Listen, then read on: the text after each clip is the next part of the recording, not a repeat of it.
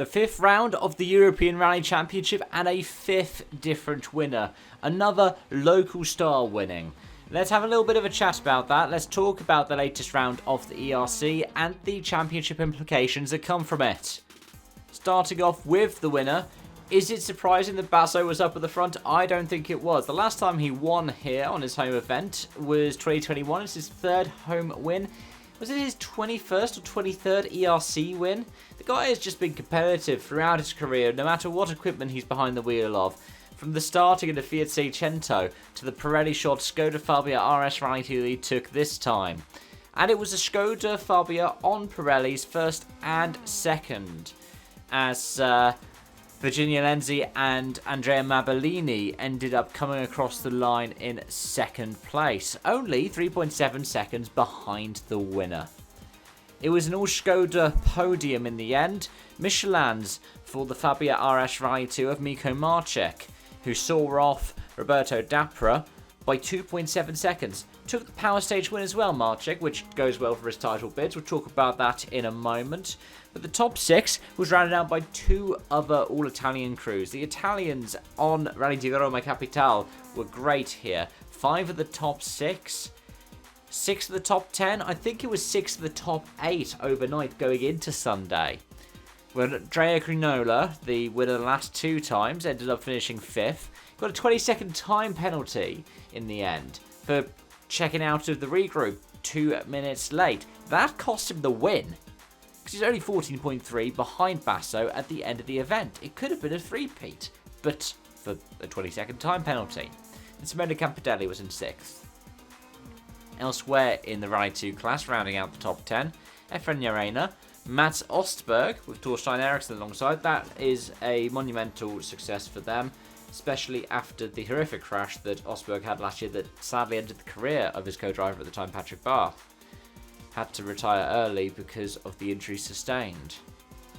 Then Boštjan Abvelic, who, again, won in Rome. It was an overnight lead. Didn't carry on for the rest of the event, unfortunately, but just under a minute off the win. Tomek Szyszewski ended up rounding out the top 10, with the remaining point-scoring places going to John Armstrong in 11th, who has just had rotten luck this season, Norbert Herzig in 12th, Marco Signor in 13th, Roberto Black in 14th, and Milja Hansen in 15th.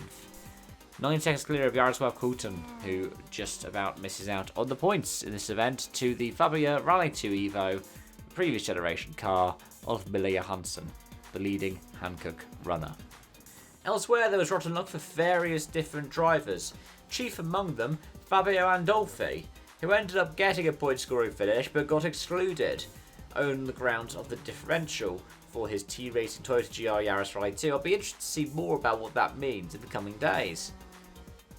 Other DNS included mechanical for Max Becret and Simon Wagner, the role for Jakub Matulka at the end of Saturday, having picked up a stage win right on stage 5, ends up rolling on stage 6.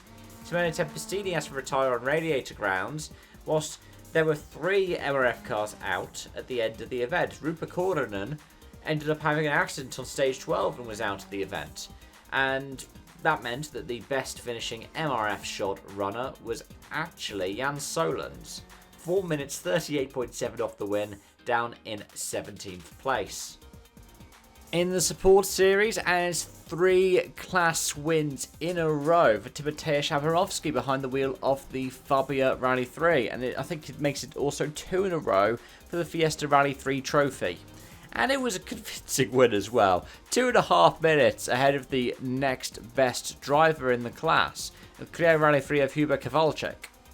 And the podium was rounded out by an Irishman, Casey J. Coleman, behind the wheel of a Fiesta Rally 3, who was 45 seconds behind Kowalczyk, and then 50 even, seconds clear of Adam Grant.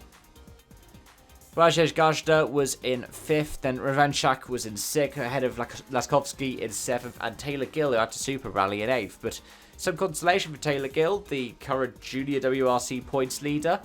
He was 6.6 quicker than Laskovsky on the final test on that power stage. Amborovsky was only 3rd fastest, nearly 12 seconds off, whilst the rest were Coleman 30.2 back, Gran 16.3, Kowalczyk 22.4, Ravanchak 28.1, and Gazda 31.3 off of the win. In both the ERC4 and the ERC Junior, it was Kalle Karlberg who ended up picking up the win, and on the power stage it was Johan Lloyd who was the fastest. But that is largely where the similarities end.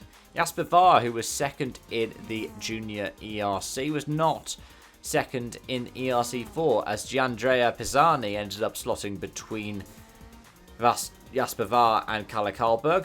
Only 1.6 ahead of Varr at the end, but the 79 went between the 56 and the 53. And, well, it was Stellantis domination when you look down the order. The top 15, all different Stellantis brands. Opel, Lancia, Peugeot, Lancia, Peugeot, Lancia, and then Michael Rendina behind the wheel of a Pirelli shod Renault. And you can pretty much tell who's what, because the Lancia Master category was all driving with Michelins, and the Junior ERC are all on Hancocks. So then Craig Ryhill ends up rounding out the podium in the juniors, but is 4th in ERC4. Johan Lloyd 5th and then 4th. Johan Soroka 6th and 5th. There's Tececi, Andrea Masaki, Giorgio Cotney, so that's getting it back into the non-juniors, and Eduardo De Antoni. A top 10 in juniors, and just a last breath drops to 11th in ERC4 is Duka Kolpanen, ahead of Michael Langauer and Nicolo Ardizzoni behind the wheel of the Lancia Master category. And then Keelan Grogan, I believe, gets into the top 10 with 8th in the ERC Juniors. Then you get Dariusz Polonsky and Michael Rendina. We're chopping out the points there for the ERC4s before we get to Lee Valasala, who is 9th in the ERC Juniors. And the top 10 is rounded out by Aoife Raftery, who was 20th in ERC4, 5 minutes 50 off of Kalle Karlberg's winning pace. It does, however, have massive implications when it comes to the championship standings, because Miko Marcik, who was leading going into this event, and I believe Mads Osberg was second, is still leading. And before going into the event, Marcik's lead was 16 points over Mads Osberg. Now it is 22 points, and over Andrea Mabellini. Now, when we talked about things like drop scores, the drop scores do still have an impact, because we have to take off 13 for Miko Marcik. Andrea Mabellini, the drop score is no score for Rally Hungary. So you take 13 off, and it's a 9-point lead for Marcik over Mabellini. Osberg, the drop score is going to be 11 points. You can choose any of the three. Two tarmac rallies we've had so far this year, and then the Royal Rally of Scandinavia.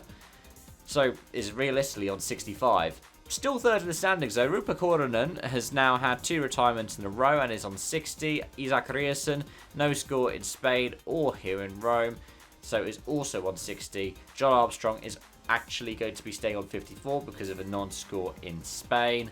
And Mille Johansson, for a non-score in Hungary, is on 42. That's the top 7. After that, we get into the winners who haven't shown up for any other rounds. And that does actually take us down to 11th place for Cesc on 35, 34 for Gryajan, 31 for Ivan Brynjolfsson, and Gian Domenico Basso on 30 points. And that is quite fascinating to consider. We've got 3 rounds left, all tarmac rounds. Mabellini has been good on tarmac. He won Rally Silesia last year. Marcik has been good on tarmac, but he's also been good on gravel this year. And I wouldn't be surprised if we are talking about the idea of a first Polish champion in the ERC since Kajcan Kajcanovic's three-peat between 2015 and 2017 here. I think I had in my pre-season predictions we were going to have a new champion this season. I didn't really know who it was going to be. I was actually expecting somebody like Gryajan to have popped up, because Gryajan was expected to do 5 rallies. I think he's only doing 4 now if he does the remaining 3 of the season. I was expecting him to be able to dominate those 5 rounds and be in the title picture, even though your best 7 count towards championship. But right now, it's looking like it could be Marcik's. That said, 9 points in theory is his championship lead. So, We'll have to wait and see. I have a feeling this is going to go all the way down to Croatia. Anyways, folks, as always, let me know your thoughts and feelings in the comment section down below. Thank you so much for watching and joining, and until next time, it's bye-bye for now.